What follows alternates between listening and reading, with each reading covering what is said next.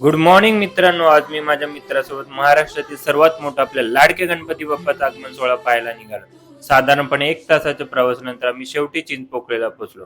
आणि आता तुम्हाला समजलं असेल की मी कोणाच्या आगमन सोहळ्याबद्दल बोलत आहे. तसेच आम्ही बाहेर पडलो, लक्षात आलं की मुंबईतील लालबाग परळ इतकं प्रसिद्ध काय.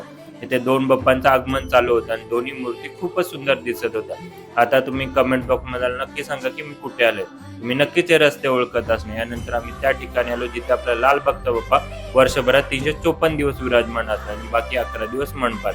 तिथून बाहेर पडून थोडा नाश्ता केला आणि पुढे निघालो बाप्पाच्या आगमनासाठी. पण बाप्पा येणे आधीच मुसळधार पाऊस सुरू झाला, त्यामुळे आम्ही एका ठिकाणी थांबलो. मग हळूहळू एक एक करून सगळ्या गणपती बाप्पांचे आगमन होऊ लागले आणि शेवटी ज्याची सगळ्यांना आतुरता होती तो क्षण आला.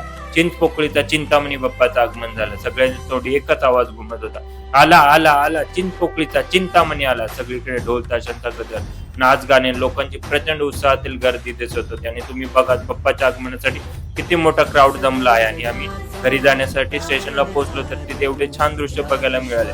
मुंबईच्या दोन्ही लाईफलाईन एका फ्रेम मध्ये दिसल्या, एकीकडे गणपती बाप्पा तर दुसरीकडे मुंबई लोकल. आणि आता आम्ही घरच्या दिशेने निघालो आहोत. आजचा दिवस खरंच खूप अविस्मरणीय ठरला. पुढे भेटूया पुढच्या व्हिडिओमध्ये. तोपर्यंत बाय बाय.